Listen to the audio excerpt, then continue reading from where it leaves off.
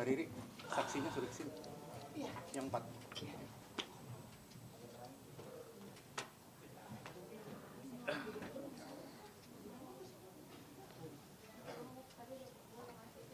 Pak Sekjen, sini Pak Sekjen.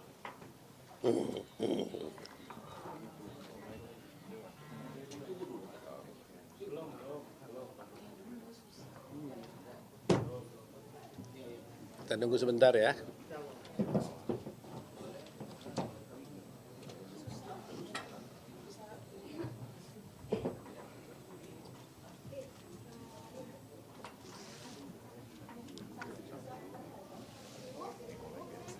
Speaker kita bagus nggak?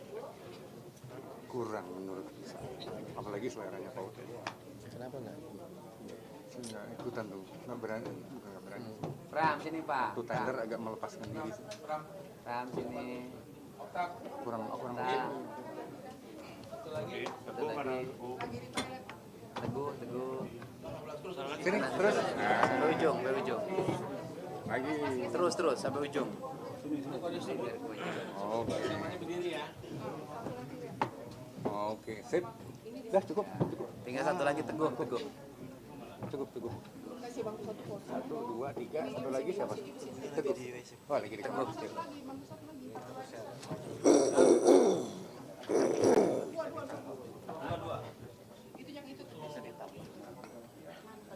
Mana Teguh?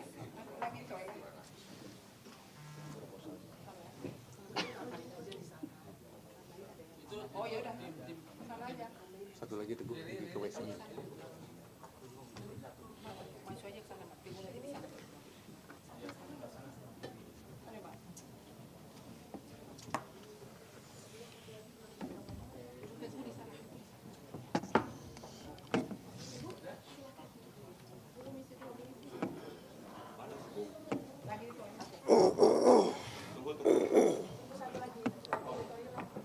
Ya, satu lagi kita lihat.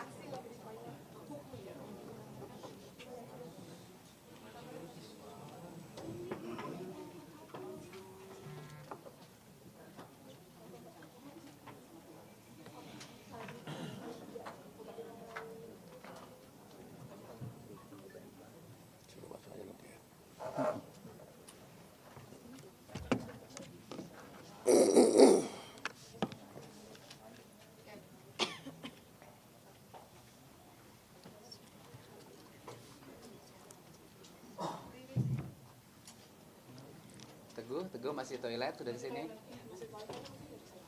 Ya, nanti masukin aja ya. Oke. Oke. Udah. Oke, mulai.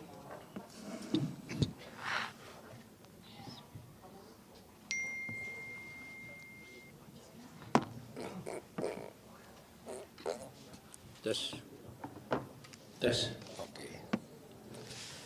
Baik teman-teman wartawan sekalian, terima kasih atas kehadirannya dalam acara konferensi pers hari ini.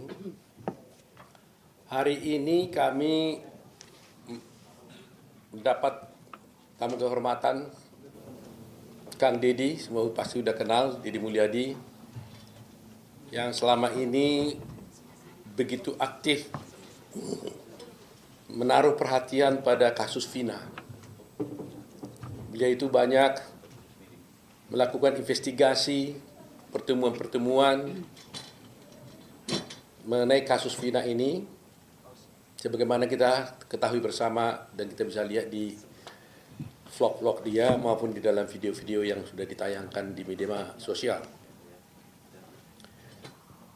Kedatangan Pak Deddy ini tidak sendiri, tapi beliau datang bersama dengan 4 orang.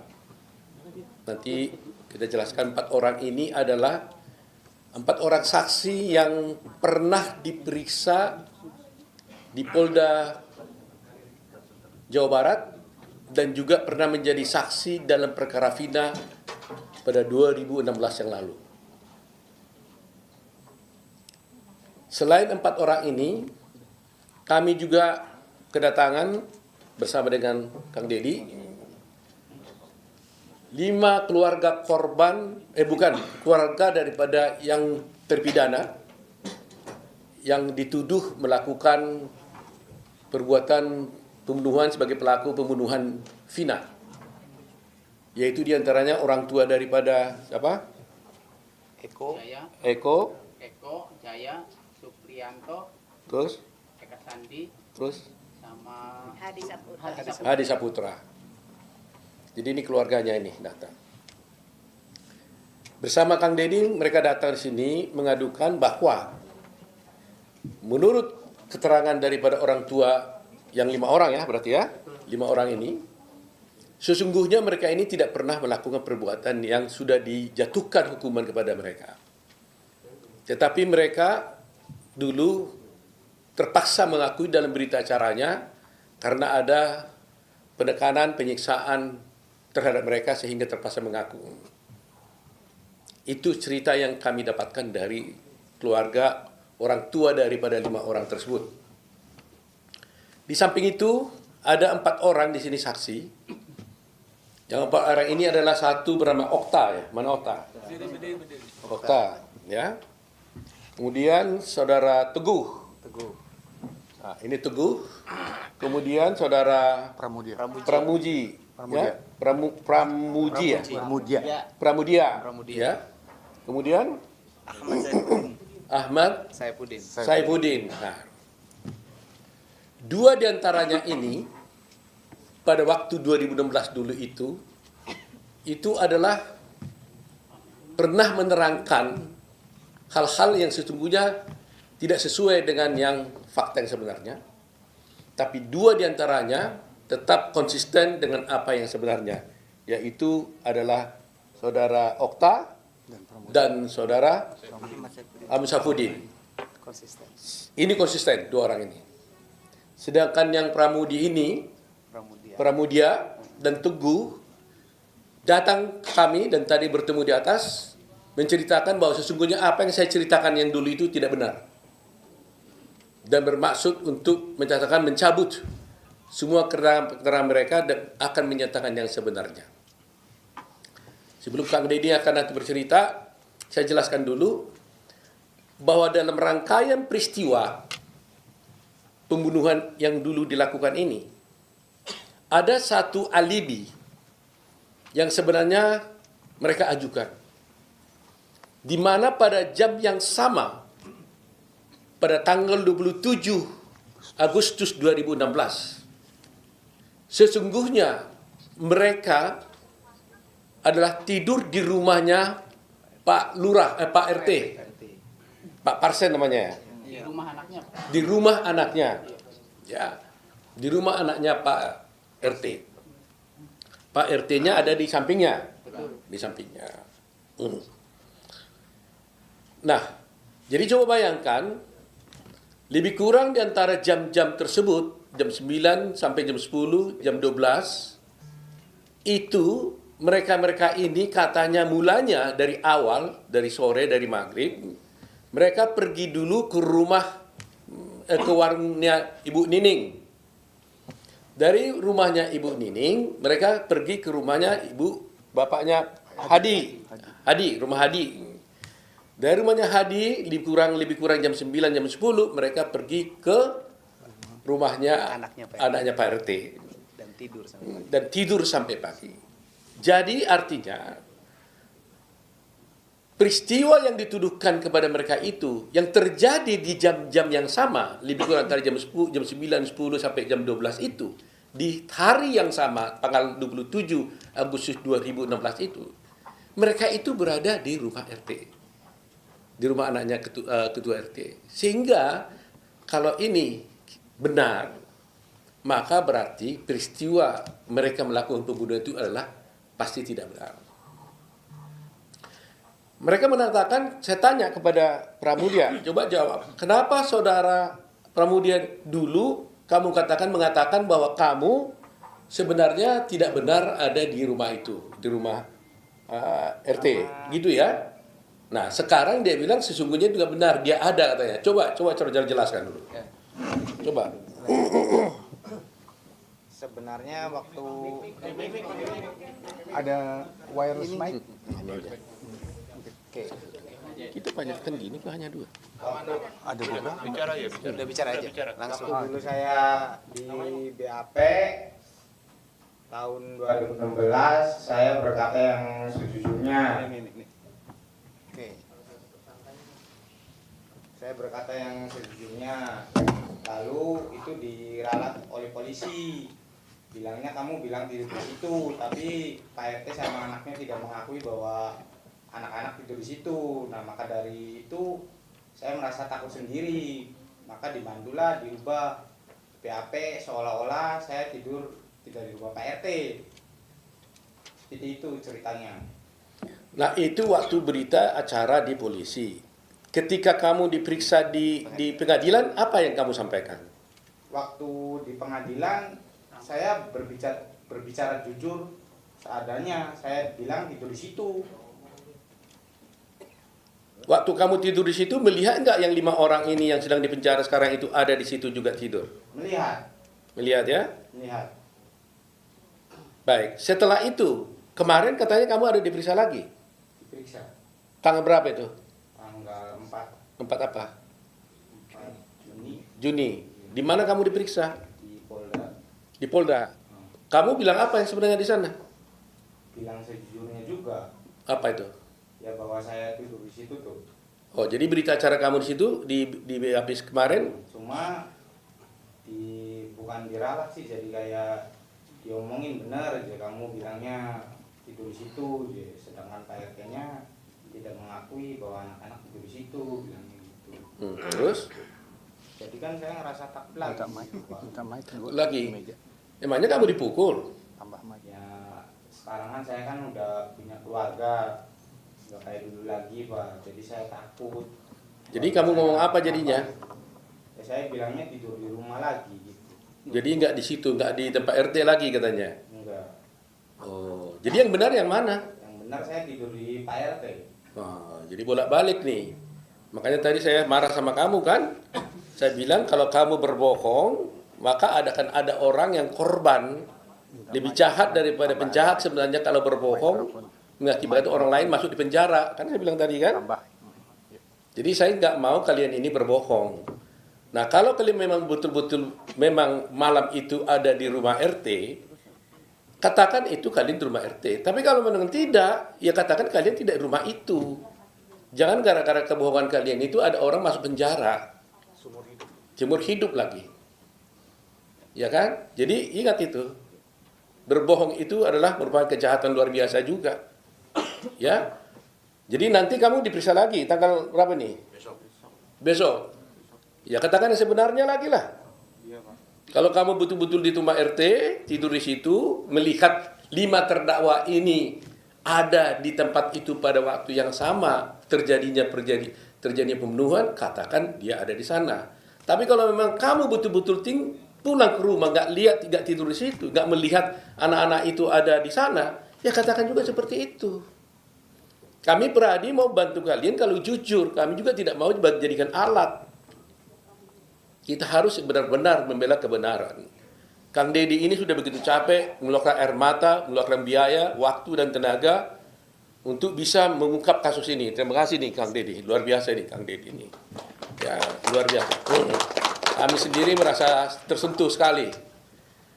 Sebenarnya ini tugas pengacara sebenarnya itu. Ya, tapi Kang Deddy sudah mulainya, maka kami juga tergerak hatinya untuk bisa membantu ini. Nah, itu tadi Pramudia. Kemudian satu lagi Teguh. Nah, apa yang terjadi dulu Teguh? Waktu dulu kamu di BAP zaman dulu 2016 kamu ngomong apa? Ya pertama awal sesuai yang ada di kejadian di situ. Cuman di Teguh nerangin yang sebenarnya malah nanti kamu akan terlibat gitu. Jadi seolah-olah Teguh tuh tidak tidur di rumah Pak RT, padahal mah tidur di rumah Pak RT. Jadi waktu itu di BAP seperti itu. Nah, waktu di pengadilan tahun 2016 dulu, kamu ngomongnya gimana tentang itu? Kalau saya ingat Teguh yang ngomong kayak gitu, terus ada waktu itu agak dikat gitu. Waktu itu kamu mau ngapa sebenarnya? Mau bilang apa waktu itu? Ya yang sejujurnya Teguh. Yang sejujurnya itu apa? Ya, yang kumpul di rumah Bu Nene, terus di rumah Hardi, terus tidur ke rumah Pak RT. Artinya kamu tidur di rumah Pak RT pada tanggal 27 Agustus. Iya. Jam berapa lebih kurang? Kalau nggak salah sekitar jam 10 tidur di rumah Pak Lebih RT. RT. Waktu di rumah Pak RT kamu melihat nggak 5 orang terdakwa ini? Ada Ada di situ. Siapa aja yang ada di situ? Eka, Jaya, Hadi, Supri, Eko. Eko. Iya. Saya mau tanya satu hal paling penting ini ya. Anak Pak RT ada di situ nggak? Ada. Tidur di situ? Iya. Ditangkap nggak waktu itu dia? Kurang tahu tuh. Hmm? Kurang tahu. Kalau kata temen mah katanya sempat dibawa, Terus dikeluarin lagi. dikurangi lagi. Anak RT ini jadi saksi nggak di pengadilan? Jadi, Nah? Jadi anaknya, anaknya kalau nggak salah mah sama Teguh waktu itu tuh.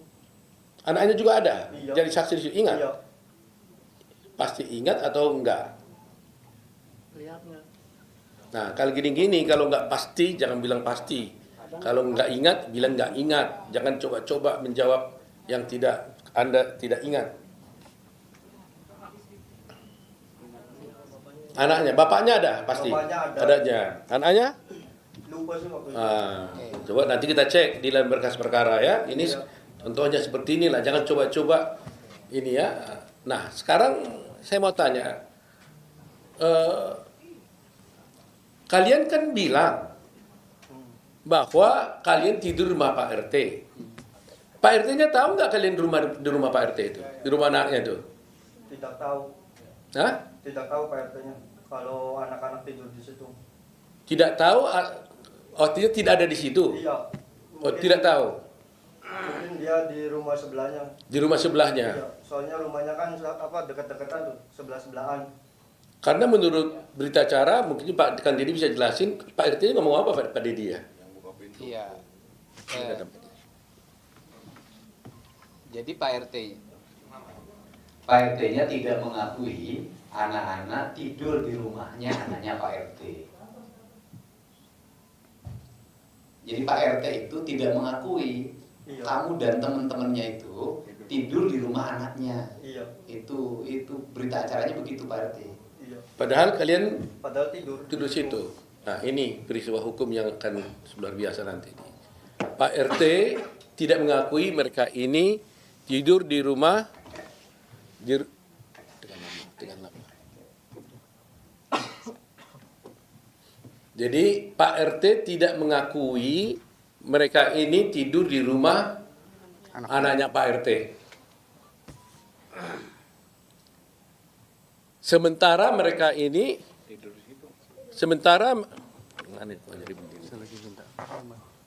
Mike ini. Sementara mereka ini 4 orang ini mengaku tidur di rumah Pak RT pada jam yang sama.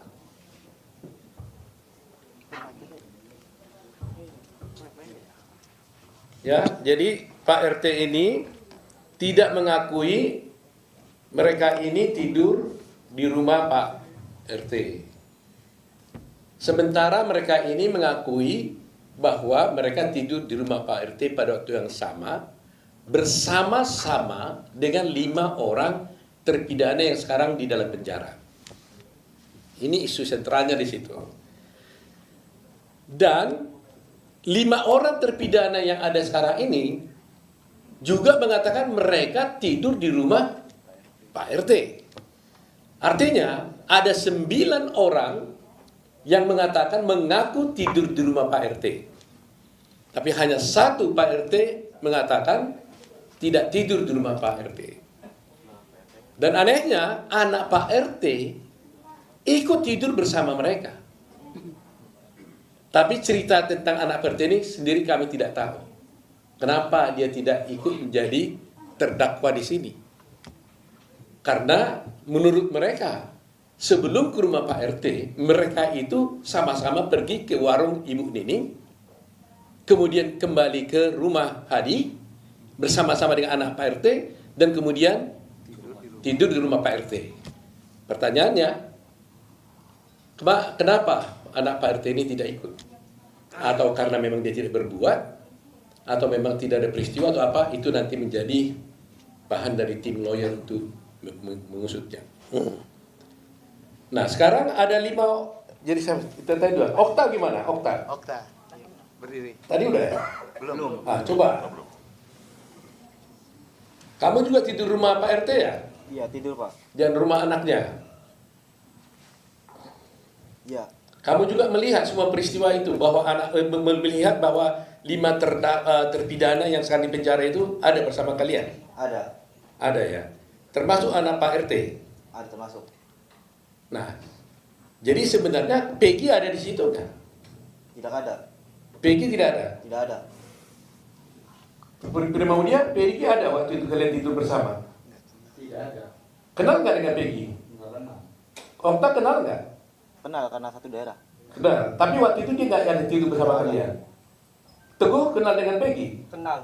Kenal. Cuman waktu SD aja. Tapi waktu tidur malam itu Peggy ada? Nggak ada. Nggak ada. Iya. Kalau Udin Kenal. kenal. Kenal. Malam itu ada Peggy? Nggak ada. Nggak ada juga. Nggak ada. Nah ini juga nggak ada juga ini. Jadi memang kita menjadi sedih juga ya apa yang terjadi sebenarnya. Kami belum bisa menyimpulkan apa yang terjadi, tapi dari cerita-cerita ini kan menjadi berbeda semua. Tapi harus ingat loh ya, bersaksi palsu bisa dihukum loh. Sama dengannya kalau terbukti nanti Pak RT-nya palsu, bisa juga dilaporkan juga saksi palsu. Nah siapa di antara kalian ini bersaksi palsu ini? Kalian yang bersaksi palsu atau Pak RT bersaksi palsu? Kan begitu jadi pertanyaannya kan? Ada 9 mengatakan kalian tidur di situ, Pak RT mengatakan tidur di situ. Siapa yang bersaksi palsu jadinya? Ini masalah hukum yang serius. Itu fase pertama. Sekarang yang kedua mengenai terdakwa 5 orang yang ada di penjara sekarang. Ibu dari siapa? Kakaknya Suprianto. Kakak, kasih mic dulu. Berdiri. Ibu kakaknya Kakaknya Suprianto. di dalam penjara sekarang. Iya. Yang dituduh juga pembunuh di situ. Iya, Nah cerita yang ibu tahu bagaimana? sama Pak. Dia juga nyeritain bahwa dia di Warung Ibu Nining ke rumah Hadi, terus tidur di rumah anaknya Pak RT. Pada waktu tanggal itu. Iya, Betul begitu ibu ya? betul. Ibu tahu itu dari mana? Dari waktu jenguk anak Waktu jenguk anak di penjara, di Polda, iya. di Polda. Dia ngomong begitu. Iya, Dia mengaku nggak pembunuh? enggak. Nggak pernah. Tapi waktu itu ada berita acara ngaku tuh gimana? Kata dia. Katanya dipukulin, disiksa Pak. Telinganya dimasukin puntung rokok. Sampai terluka Pak. Masya Allah, sampai dipukulin muka aja bonyok semua Pak. Gitu waktu itu. Iya, anak cerita. Anak cerita ya? Iya. Ada foto-fotonya itu ya? Ada. Ada foto-fotonya. Ibunya siapa tadi? Kakaknya Suprianto. Kakaknya Suprianto. Baik. Satu lagi, ibu siapa? Berdiri dulu. Hah? Ibunya Hadi Saputra. Ibunya Hadi Saputra. Iya. Gimana ibu ceritanya waktu itu? Ya anak-anak tuh nggak melakuin Pak. Dari mana tahu nggak melakukan? Itu anaknya waktu itu betul-betul sama dengan di rumah warung Bu Nining ya? Iya. Kumpul di Bu Nining. Heeh. Terus ke Hadi. Terus? Ke rumahnya Pak Pasren, RT. Oh, Ya, itu ibu dapat ceritanya dari siapa? Ya saya sendiri. Ya artinya yang bercerita sama ibu itu siapa? Anaknya ibu atau siapa? Iya, si Hadi. Hadinya ngomong begitu. Ibu sendiri yakin nggak bahwa anaknya ada bersama? Ya yakin Pak. Anak saya tuh mau nikah Pak. Hah? Mau nikah 2 minggu lagi itu. Oh gitu ya.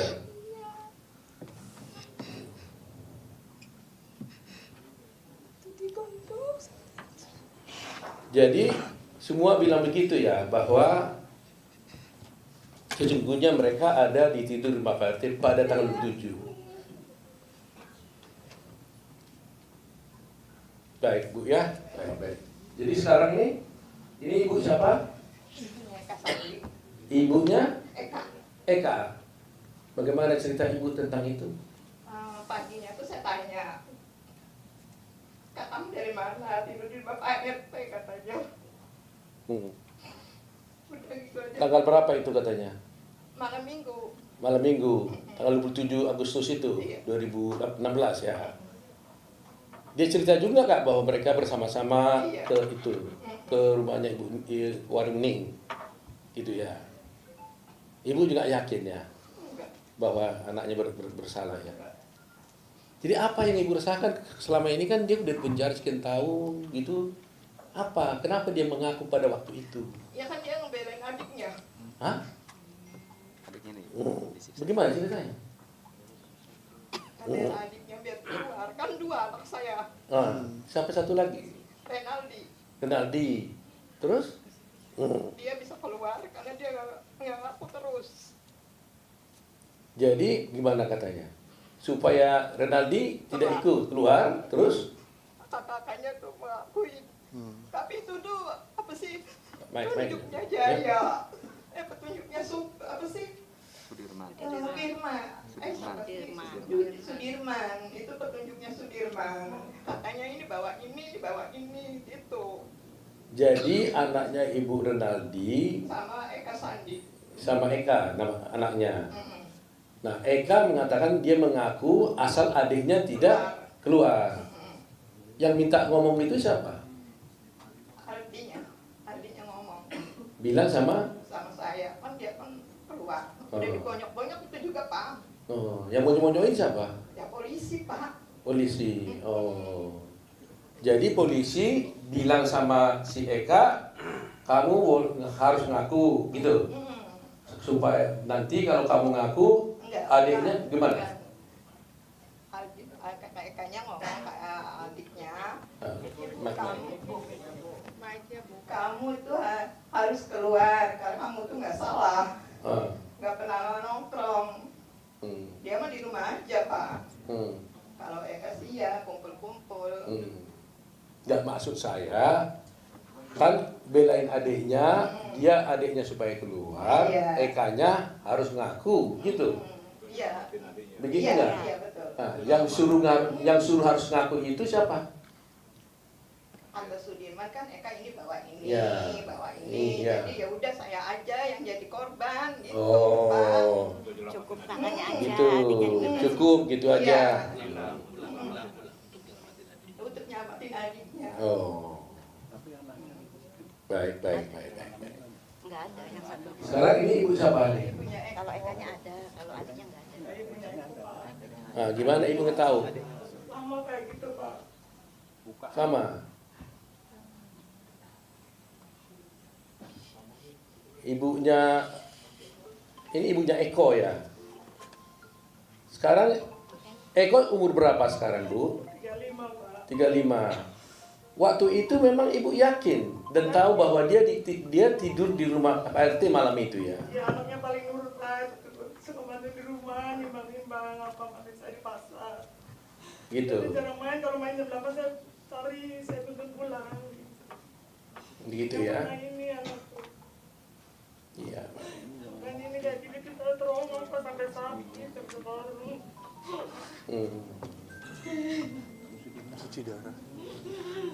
Cuci darah siapa? Cuci darah. Ini cuci darah. Anak. Cuci darah siapa? Ibunya sekarang cuci. Oh, ibunya cuci darah. Oh, waduh. Yang sampai jual rumah siapa? Ini. Ini dua. Ini jual rumah gara-gara apa? Ya buat pontang-panting Pak. Buat pontang-panting ngurusin ini semua. Iya Pak. Baik. Ambil mic-nya dulu ya. Jadi supaya masyarakat tahu kenapa ini menjadi isu penting, saya ulangi lagi ya, bahwa Vina dan Egy ya itu dinyatakan dibunuh dan diperkosa, yaitu sekitar jam 10 tanggal 27 Agustus 2016 oleh 8 orang terdakwa yang ada sekarang di penjara. 1, Saka sudah bebas karena tidak dihukum seumur hidup. 5 masih ada di sana. Ya. 7 masih ada di sana. Nah, padahal menurut mereka ini kelima terdakwa itu yang diwakili sekarang 5, termasuk Saka, ya, jadi 6 berarti ya. Satu lagi kita belum ketemu ya. Itu mengatakan pada tanggal 27 Agustus tersebut, jam 10-an itu, mereka itu tidak berada di tempat kejadian di mana Egy dan Vina dibunuh. Mereka ada tidur bersama-sama. Berarti 9 orang tadi itu bersama-sama di rumah anaknya Pak RT. Jadi kalau mereka ada di rumah Pak RT pada jam yang sama itu, bagaimana mereka bisa dituduh melakukan pembunuhan di tempat dibunuhnya si Egy dan Vina?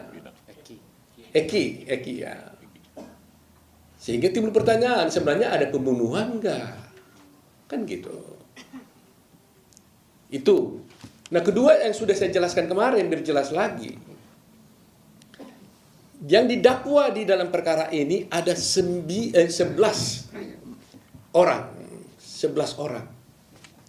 Didakwa secara bersama-sama melakukan tindak pidana pembunuhan dan perkosaan.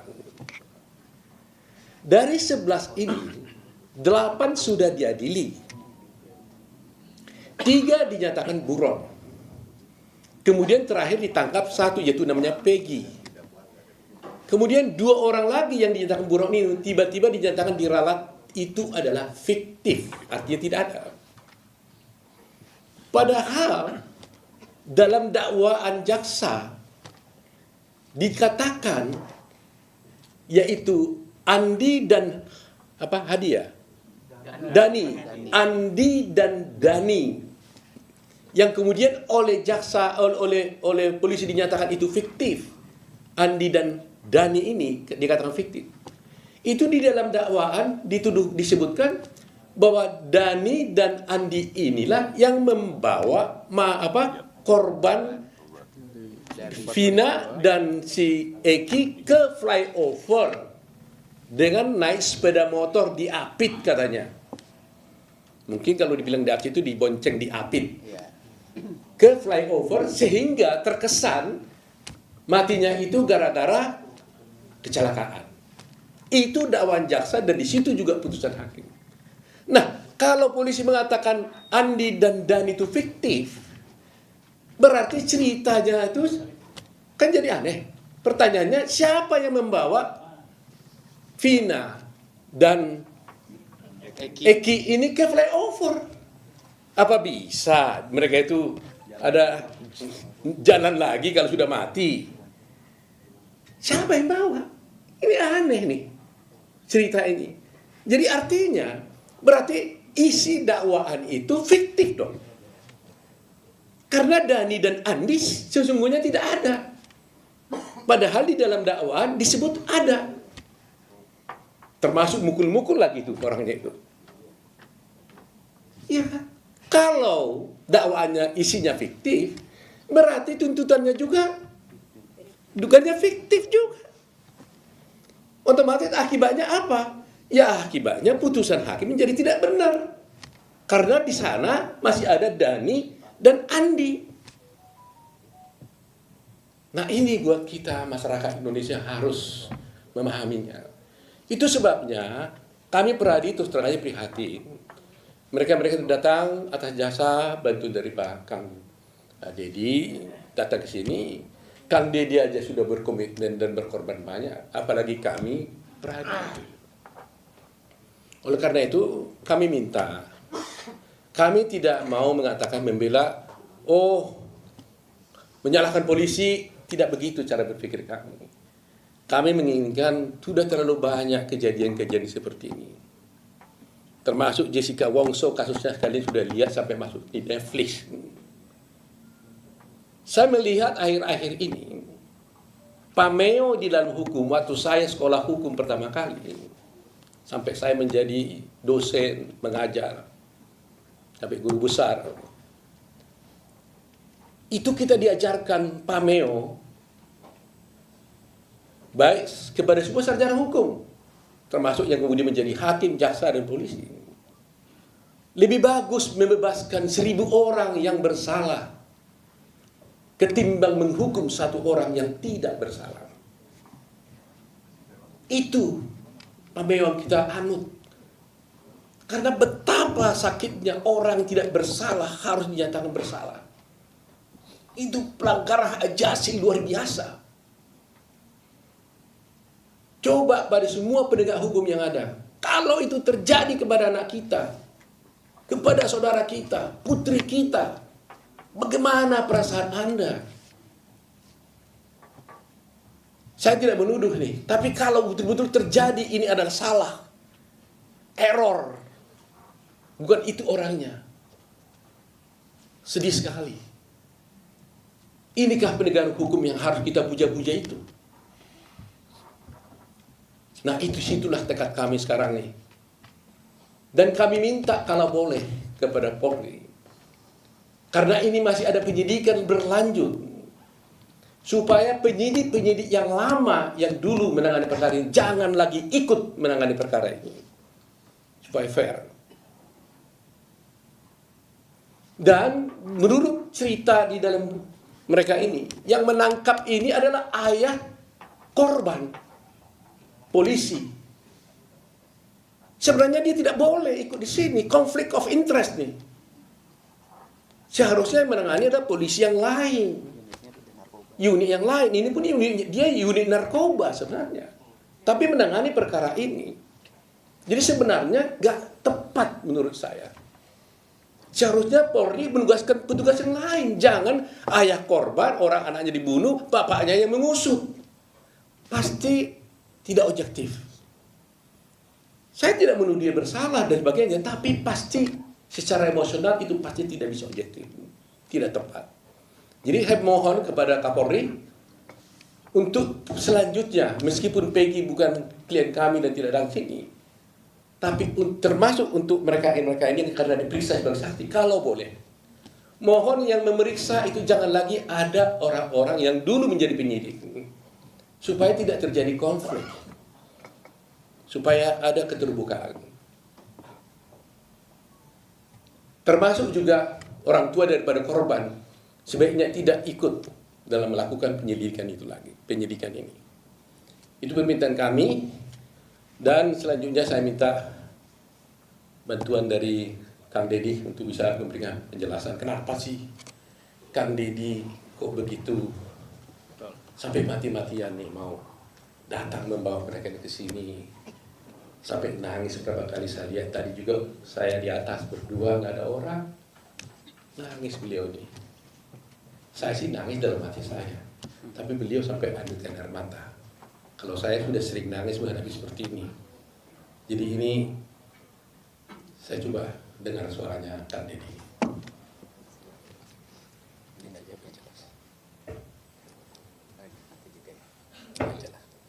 Baterainya kali. Cukup cek. Nggak hilang lagi. Itu aja lah. Baik, terima kasih Pak Oto dan semua tim Peradi yang telah menerima kami dengan penuh rasa kemanusiaan, rasa penghormatan. Sini orang yang dalam setiap hari itu biasa berkeliling kampung untuk menemui, menyentuh, menyapa warga, dan dari setiap peristiwa yang ditemukan selalu ada cerita yang tidak pernah berhenti. Saya mengamati kasus ini agak lama, tapi saya sendiri masih ragu untuk melangkah karena ada pertimbangan-pertimbangan yang saya perhitungkan karena ini menyangkut aspek hukum. Pertama, yang saya temui adalah Ibu Titin sebagai kuasa hukum dari terpidana Sudirman dan Sakatarta. Waktu bertemu Ibu Titin, ada vlognya, saya ajak ngobrol Sudirman, ibu dan bapaknya. Waktu itu dia menyampaikan pada saya bahwa Sudirman ada di rumah. Terus saya bicara juga dengan Sakatarta, dia menyampaikan tidak merasa.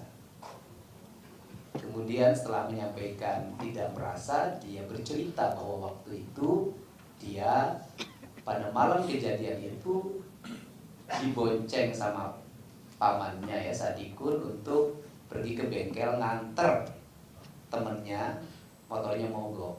Nah itu catatan penting saya simpan dulu untuk tidak melangkah. Kemudian saya mencoba menemui keluarga Vina, mendengarkan.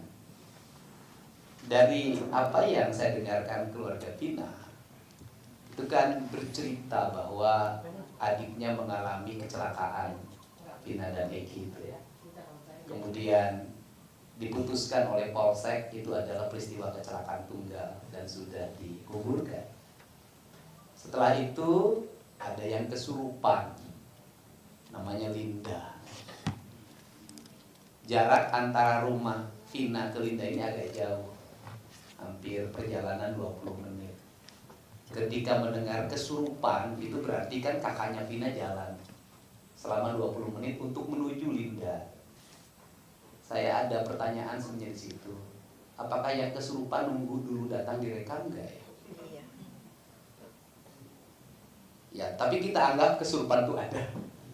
Dan rekamannya diberikan ke Pak Rudiana. Dan ada keanehan di situ, katanya motornya utuh, HP-nya utuh, dan dari situlah terjadi peristiwa di mana Pak Rudiana bertemu dengan Aep dan Dede. Aep Dede inilah yang memberikan penjelasan bahwa dia melihat anak-anak yang suka nongkrong di depan SMP 11 melempar, mengejar dengan 4 motor berboncengan, dan dia melihat ketika ada di warung membeli rokok dan dia melihat dari jarak 100 meter.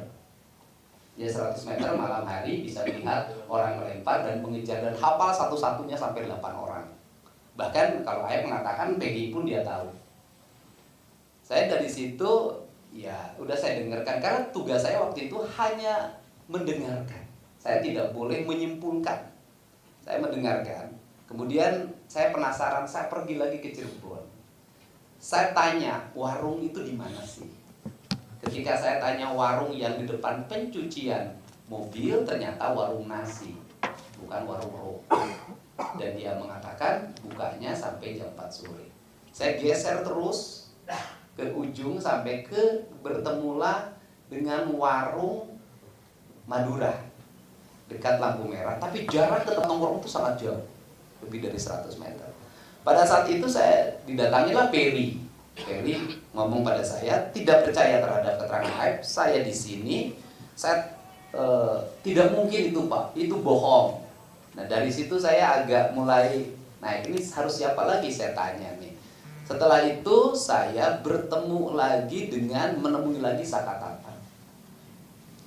Bertemu Sakatata, saya pertama yang ingin saya lihat benar nggak Sakatata ini tidak melakukan. Itu dulu satu-satu saya.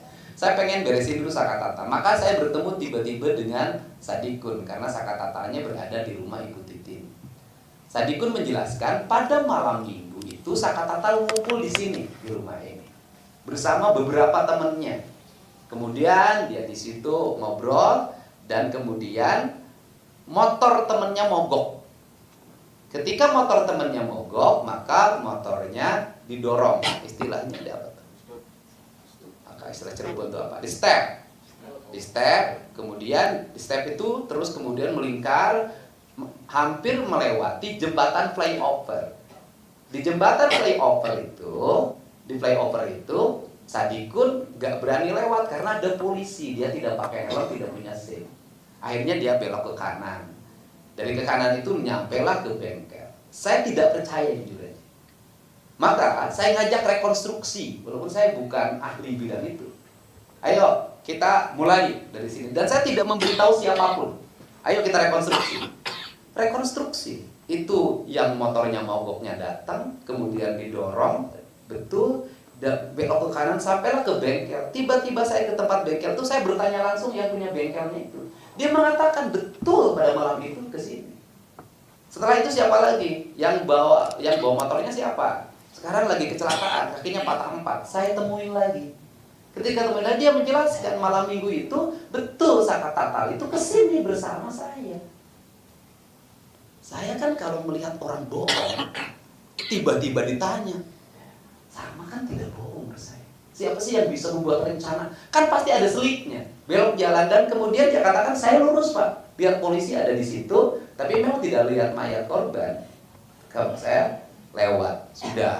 Artinya dari situ saya sudah meyakini ini seakan-akan nggak salah. Nah, setelah itu maka saya ingin yang kedua, yaitu membuktikan bahwa terdakwa yang lain salah nggak sih dalam pandangan objektif saya. Gitu loh. Maka saya tiba-tiba kan ada, ini belum saya vlog sampai hari ini, orang yang datang ke saya, Pak, saya mau ngomong sekarang. Kenapa? Pak, pada malam itu jam 9 lebih saya mau ke rumah sakit, Pak. Ibu saya dirawat di rumah sakit. Saya keluar rumah, anak-anak ada, Pak. Di rumah, di warung Bu Nining dulu, di warung Bu Nining, terus kemudian mereka itu ada di rumah Pak RT. Saya siap bersaksi di pengadilan, saya siap di BAP. Saya makin pede kan, oh ini kayaknya enggak, ini benar nih. Ketemu lagi sama yang punya warung di depan cuci mobil tuh. Kemudian dia mengatakan saya yang jualan jualan nasi, bukanya sampai jam 4 sore. Tidak mungkin saya beli rokok di tempat saya. Nah, setelah itu lagi kemudian masih banyak bertemulah saya dengan Pramudia kan tadi sudah mengatakan jelas. Kemudian saya bertemu dengan semuanya, saya mendengarkan. Setelah saya mendengarkan, ya akhirnya saya berkesimpulan bahwa tidak mungkin orang melakukan pembunuhan, pemerkosaan pada waktu yang sama dengan posisi yang berbeda. Tetapi saya menyampaikan, kalau debat kita terus-terusan di medsos, kalau debat kita terus-terusan di TV, nggak akan pernah selesai masalah mereka. Saya khawatir ketika isu ini menurun, tidak jadi perhatian publik, nasib mereka nggak ada yang ngurus. Apa sih yang dibutuhkan dari para terpidana ini adalah PK dengan adanya Nopung baru. Maka saya sampaikan, sudahlah. Sekarang langkahnya berikutnya harus bertemu dengan pengacara, advokat, tokoh yang secara hati nurani itu tergerak berdasarkan pertimbangan rasa dan kemanusiaan, bahwa ini ada orang-orang yang hidupnya susah, kerjanya kuli bangunan, sudah ada yang meninggal ibu dan bapaknya, bahkan yang satu meninggal ibunya ketika sudah di penjara, yang harus diselesaikan secara hukum, tidak lagi hanya perdebatan di media sosial dan televisi. Maka saya mencoba untuk bertemu dengan Pak Oto Hasibuan, karena saya tidak bisa beracara, saya hanya bisa menyampaikan di media sosial lewat channel yang saya miliki. Untuk itu, maka inilah kesempatan bagi keluarga terpidana untuk mengetuk hati pemilik rasa keadilan, Mahkamah Agung yang nanti menangani PK. Semoga terketuk hatinya. Dan kita tidak akan bisa menyimpulkan kebenaran dari seluruh ini kalau tidak turun. Ini kan banyak orang yang berkomentar yang tidak turun, tidak menyaksikan dari pintu ke pintu, dari kampung ke kampung, dari gang ke gang, hanya mendapat informasi dari sajian yang ada. Sehingga pada saat ini saya menyerahkan sepenuhnya nasib dari kelima terpidana ini kepada Pak Oto Hasibuan. Semoga Allah memberikan jalan. Amin, ya Allah, amin. Kebenaran akan menemukan jalannya. Amin. Terima kasih. Terima kasih Kang Dedi. Teman-teman semuanya, sebelum saya serahkan, mungkin kalau ada teman-teman nanti yang mau komen bicara, kami ingin sampaikan besok ini ada 4 orang yang dipanggil jadi saksi di Berapa di Polda berapa orang? 3 di Polda Jawa Barat, 1 di Polres Cirebon. Yang di Polres Cirebon siapa? Sudin, diperiksa besok di Polres. Polresta ya. Kemudian yang 3 di Polda jam 10 ya. Nah untuk itu kami, karena ini tempatnya 2 tempat, kami sudah membentuk tim tadi. Untuk di Bandung itu ada Pak Jutek Bongso dan Ruli Panggabean. Beliau ini ketua IKADIN di Bandung. Pak Ruli juga penasehat di sana. Dengan serta-merta tadi saya minta bantuannya langsung segera datang ke sini dan dia akan membentuk tim di sana juga bersama teman-teman dari Cirebon, bersama teman-teman dari Indramayu. Ya. Berapa orang pun kami siap, kita punya anggota 70.000. Se-Bandung pun bisa membantu, ya. Nanti mungkin Pak Jutek dan Pak Rudi akan mau koordinir untuk itu, ya.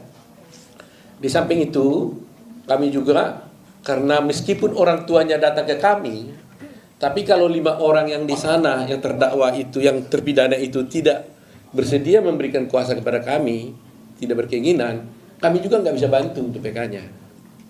Jadi kami tadi udah minta kuasa dari keluarganya ini agar kami bersama-sama keluarga bisa bertemu dengan 5 terpidana itu, bertanya apakah sungguh-sungguh mau mengajukan PK atau tidak. Kalau memang mereka mau PK, kami tim Peradi ini bersedia. Ada Pak Jutek Bongso, sini ada Jum Armain, ada Pak Nyana, ada Pak Dwi, ada Pak Nikolai, ada Ruli, ada Bostam, ada Riri, ada Ririlan, ada Eli, Anita, banyak sekali yang siap membantunya, termasuk tim-tim yang lain. Mungkin untuk Bandung aja tadi udah terkumpul 30 orang ya. 40 lawyer di sana udah siap untuk bantu, dan yang lain siap untuk menunggu aba-aba lah. Karena ini kan banyak nih kan, 5 terdakwa ya, kita nggak tahu ya. 5 terpidana ini kan akan mengajukan PK. Jadi itu teman-teman semuanya. Terima kasih Kang Dedi, tetap berjuang bersama kami. Ya, kami sudah sepakat tadi dengan Kang Dedi. Pak Kang Dedi akan ikut serta terus selama perjuangan ini. Kami komunikasi juga nanti melalui Kang Dedi, karena Kang Dedi sudah begitu erat dengan ibu-ibu di sana. Ya, dan Kang Dedi luar biasa. Ya, dia sendiri yang menanggung semua beban akomodasi di sana ini, luar biasa nih Kang Dedi. Ya, kami tanya tadi gimana, Pradi juga siap. Oh sudah ada katanya langsung. Sekjen kelewatan tadi. Oh ada sekjen. Oh Pak Herman Dulami ada rupanya sekjen kita. Bayangin nih, tim lengkap dari Pradi. Jadi ya tim kita lengkapi di mana-mana sampai nanti ke PK-nya kita siapkan. Ya itu yang saya sampaikan. Ada pertanyaan? Ya silakan. Kasih mic-nya dong. Ini mic nih. Selamat malam Pak Otto, saya Rizka dari Kompas TV. Pak, ini kan seiring dengan proses ini juga berjalan kan, saudara Peggy, tersangka Peggy kan proses ini sudah berjalan gitu. Dan kemudian dipanggillah para saksi-saksi dipanggil kembali. Nah ini kan terkait dengan saudara Lingga yang juga mencabut pernyataannya, gitu kan Pak. Lalu proses terhadap terpidana kan juga sudah selesai sebetulnya Pak. Jadi kalau misalkan dari pemeriksaan Peggy dan juga dicabutnya keterangan tersangka Lingga, apa yang bisa dilihat dari hal ini untuk upaya hukum dalam mengajukan peninjauan kembali Pak? Terima kasih. Ya tadi sebenarnya kalau saja banyak alasan-alasan untuk mengajukan PK, ya selain novum juga termasuk ada kekeliruan yang nyata-nyata, kesalahan penerapan hukum, ya terutama novum. Nah kalaulah betul ada 4 orang saksi ini bersaksi menyatakan, ini salah satu aja ya alasannya, bukan hanya ini aja, mengatakan bahwa pada malam kejadian pada jam 10 tanggal 27 Agustus 2016 bahwa 4 orang saksi ini ditambah yang lain itu, yang 5 orang itu menyatakan bahwa mereka ada di tempatnya Pak Ketua RT, anak-anak Ketua RT pada jam yang sama di waktu itu. maka itu membuktikan suatu novum kan. Itu namanya alibi, ya. Nah, alibi ini nggak bisa dipatahkan dengan cara lain, kecuali ada orang lain yang melihat sungguh-sungguh juga bahwa mereka itu ada di tempat kejadian.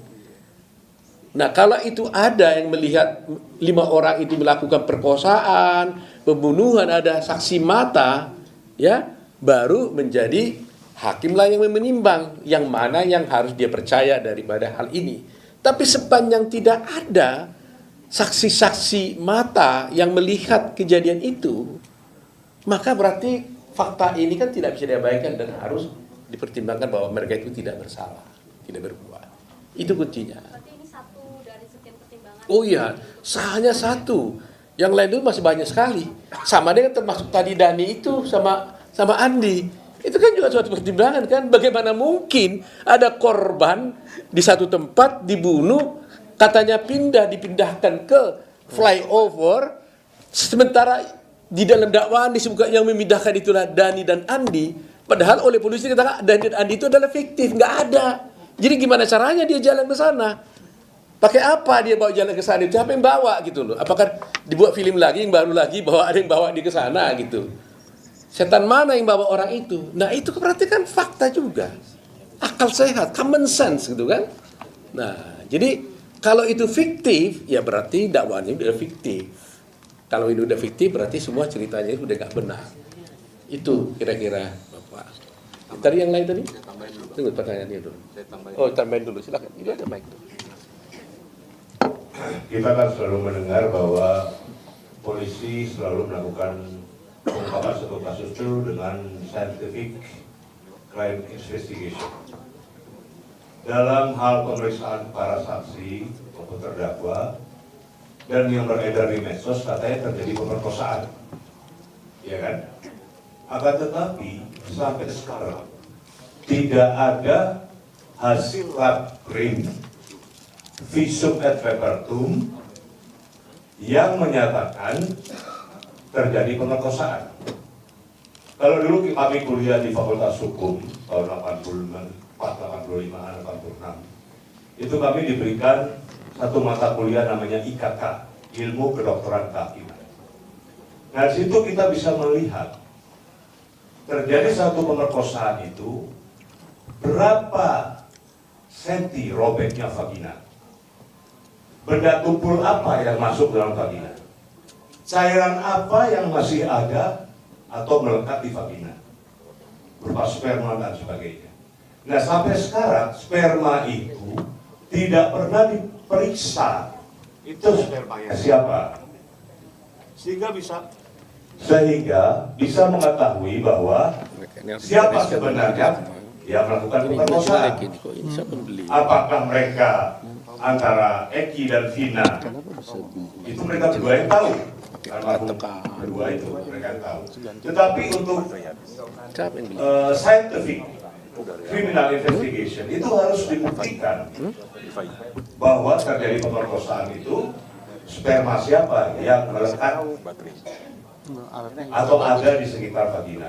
Saya kira itu yang perlu dibuktikan, sehingga itu mungkin juga akan menjadi salah satu bahan bagi kami untuk mengkoreksi. Saya kira itu. Silakan. Kasih mic-nya, mic.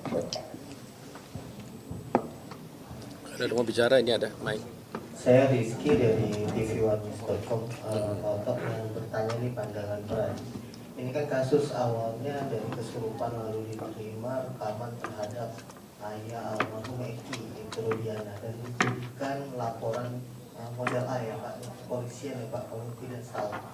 Nah, dari Brady sendiri, apakah perlu dirancang kembali BAP yang sebelumnya dengan penyidik yang baru ini, terus keterlibatan itu Rudiana ini dianggap peran ini dalam pengungkapan kasus ini seperti apa Pak? Baik, jadi gini, memang berita ini menjadi viral karena ada film horor lagi filmnya kan? Iya. Itu sebabnya kami selama ini nggak begitu tertarik karena saya pikir itu film horor apa kaitannya dengan urusan ini. Tapi ternyata itu hanya trigger kan. Tapi kasus sebenarnya setelah kita lihat memang banyak keanehan. Ya kan itu persoalannya. Jadi kami berpendapat bahwa kadang-kadang memang suatu peristiwa itu bisa muncul menjadi perhatian karena ada sesuatu hal yang unpredictable gitu ya, tidak kita perkirakan gitu. Nah, oleh karena itu Pradi berpendapat bahwa kasus-kasus seperti ini kan kalau di luar negeri disebutkan dark number gitu ya. Ya, dark number itu selalu kasus yang gelap gulita yang tidak terungkap apa yang sesungguhnya terjadi. Dan menjadi polemik di tengah-tengah masyarakat. Ya. Nah sekarang kan fakta hukumnya kan dia orang sudah bersalah. Kita nggak boleh ingkari. 8 orang ini udah terpidana. Itu adalah putusan hakim. Meskipun itu kita merasa salah, tapi harus diakui itulah putusannya. Itu secara fair harus begitu cara berpikir kami. Apapun dia bersalah. Sama dengan Jessica Wangso. Semua orang mengatakan dia tidak bersalah. Tapi karena hakim mengatakan bersalah, ya itulah hukumnya. Ya kan, itulah hukumnya. Nah, disinilah kita dapat terpanggil untuk mengungkap itu. Tapi pengungkapan kami ini kan juga tetap harus melalui cara-cara hukum. Kita nggak boleh mengungkap kasus ini dengan cara-cara melawan hukum. Makanya benar Kang Deddy, dia melakukan penyelidikan sebagai semacam private investigator gitu, detektif swasta. Tapi at the end, dia datang ke Pradi membawa kasus ini. Itu agak jempol kita. Karena dia tahu di mana dia bertindak, di mana dia harus tidak bertindak. Ketika dia sudah melakukan penyelidikan, dia merasa harus diproses hukum. Dia bawa ke Pradi. Itu yang kami puji dari Kang Denny ini. Nah, oleh karena itu, ungkapan lebih lanjut, kalau Anda bertanya tentang bagaimana peranan Rudiana ya, itu ayahnya korban itu ya. Nah, itu yang kami katakan. Sebenarnya Pak Rudiana sendiri juga harus melepaskan dirinya dari kasus ini dulu. Kalau dia yang muncul kan itu subjektivitasnya kan muncul. Dia tidak bisa lagi jujur, subjektif melihat kasus ini. Jadi, tapi sudah terjadi, mau diapain ya kan? Kita tidak mau lagi ngukip itu. Tapi ke depan, karena Peggy sekarang diperiksa, ya kan? Supaya lagi baik, independen dan terang-benderang. Kalau boleh jangan lagi ada lagi penyidik-penyidik yang lama untuk ikut-ikutan di dalam melakukan penyidikan terhadap kasusnya Peggy. Sebab kalau itu ada akan begitu lagi nanti kejadiannya ini. Stigmanya begitu terus. Tidak ada yang pembaruan. Ya kalau boleh dirombak lagi semuanya. Ya kan? Supaya fair gitu loh kan, supaya terlihat bagaimana penyidikan itu dilakukan dengan sebaik-baiknya.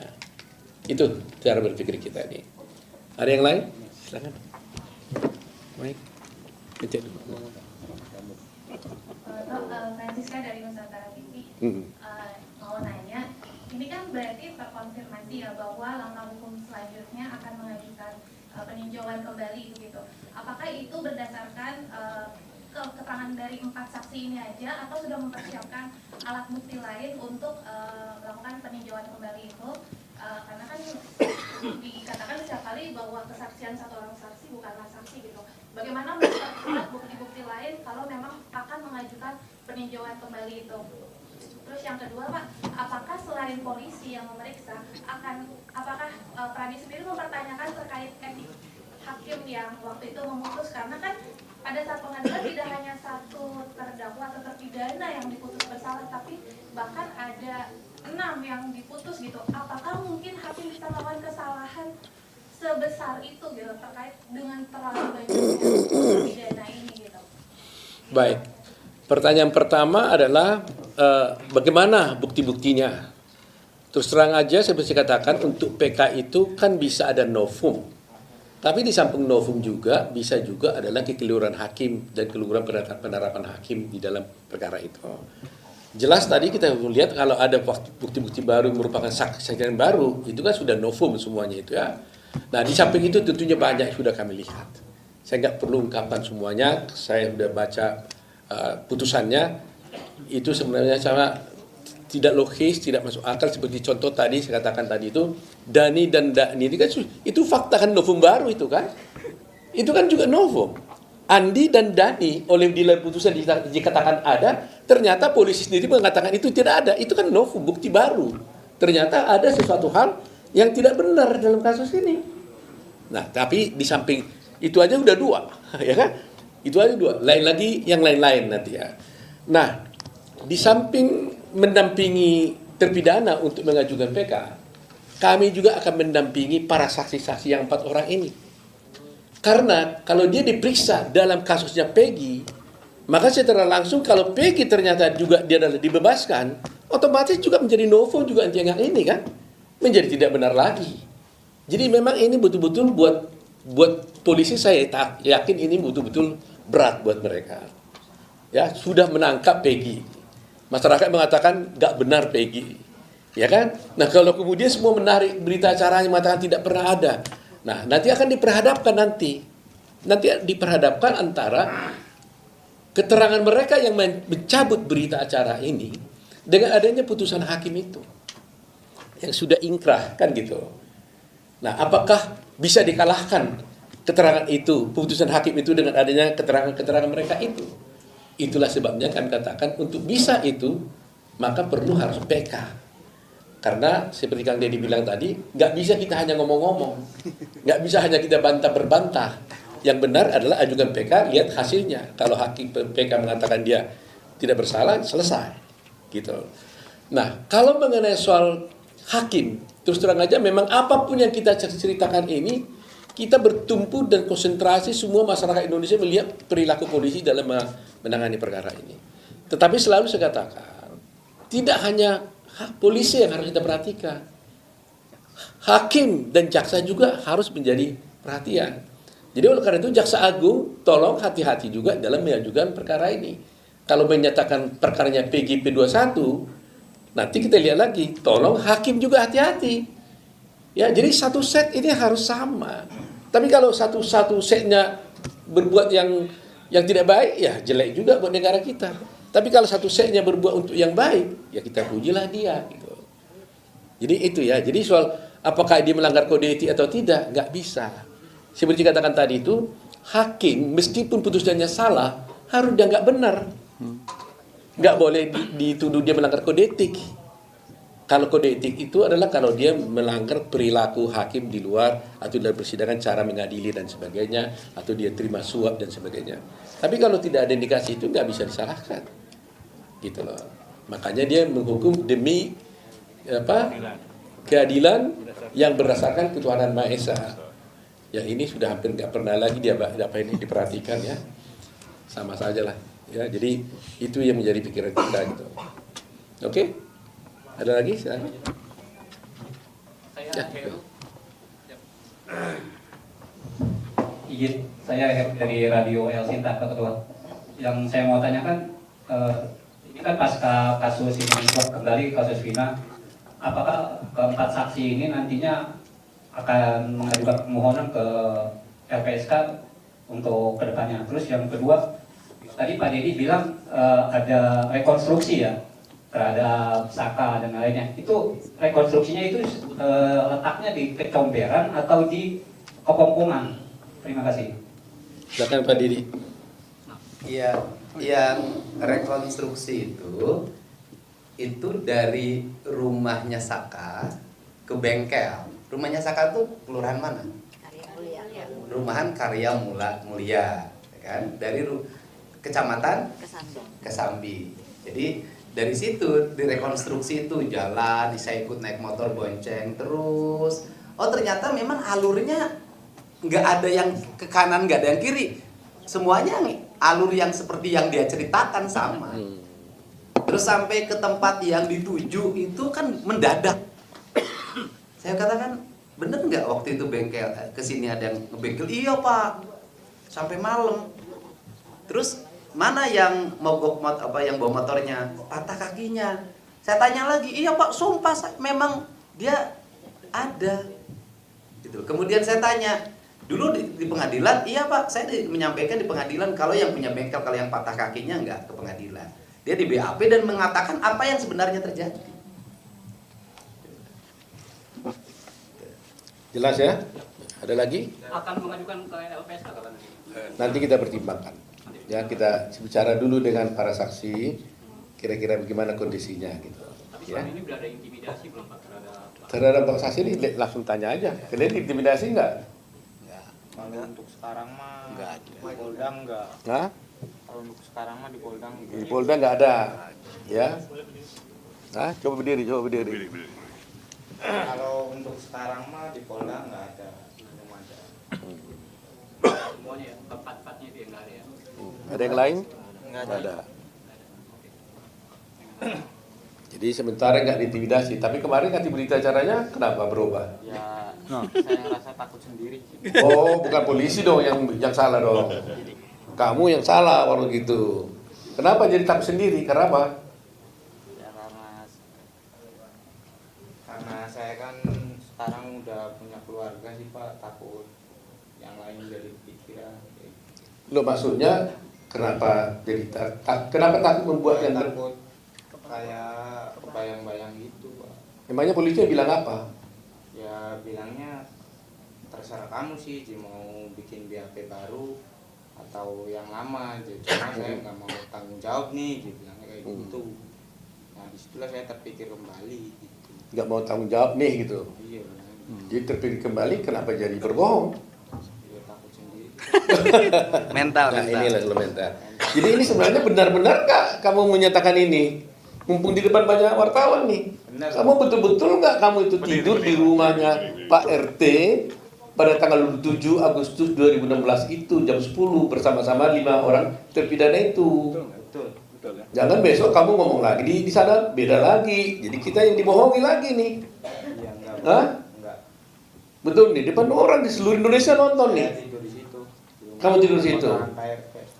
Jadi kalau saya bilang sama kamu, saya tanggung jawab loh, di gimana? Berubahlah kamu, seperti polisi bilang tadi. Ya, Enggak ya. Baiklah kalau gitu. Seperti inilah keadaan saksi yang terjadi ya. Anda bisa lihat. Oke, ada lagi yang lain? Silakan.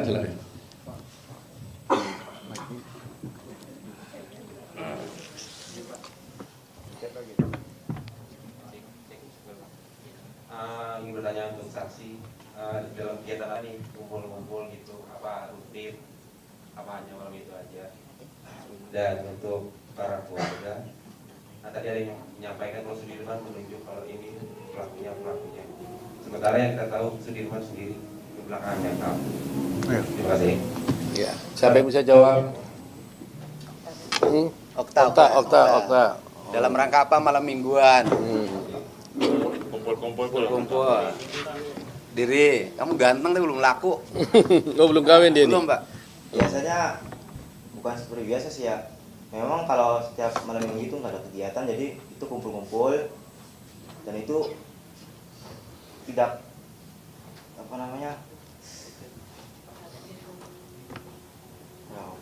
Ya apa? tidak pernah tidak direncanakan. Jadi itu hanyalah kumpul-kumpul biasa, terus ketemu satu sama lain, minum bareng situ, terus ya terakhir minum bareng di rumah Adi saksian ya. Ya, minum apa kamu? Minum ciu. Udah, jujur aja kan gak ada masalah kan? Terus yang beli ciunya siapa? Si anaknya RT. Anaknya Pak RT itu. Namanya siapa? Jadi yang beli ciu anaknya apa? Siapa? Si Kapi ya. Si Kapi. Anaknya Pak RT itu yang beli ciunya malah. Iya. Yang menyediakan apa yang beli? Yang beli. Namanya Patungan. Oh, dananya patungan. Tapi sungguh ya nggak ada rencana-rencana mau bunuh, mau apa itu nggak ada itu ya. Nah, itu yang penting dulu lah. Ya. Kamu kenal sama Eki? Enggak kenal. Pernah jatuh cinta sama Vina nggak? Enggak pernah kenal yang sekali. Kenal sama Vina? Enggak kenal. Nggak kenal. Soal keterbelakangan itu tadi? Oh iya. Kalau Sudirman tidak terlalu dekat ya, tapi memang orangnya seperti itu. Ada keterbelakangan mental juga. Ngaku-ngaku gitu. Fisiknya yang lemah atau pikirannya yang lemah? Kurang tahu tuh Pak kalau itu Pak, soalnya nggak terlalu dekat juga.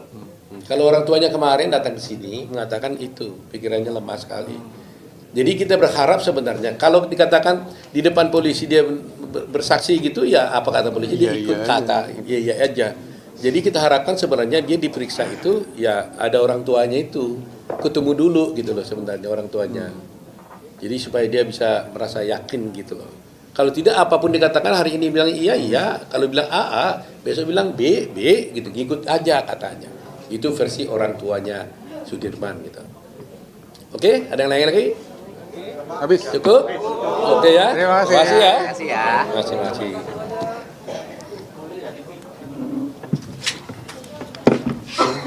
Terima kasih Pak. Terima kasih. Terima kasih Dedi ya. banyak. Dedi ya. Terima kasih.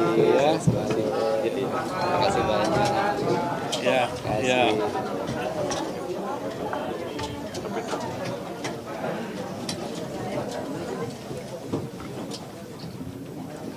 Ya.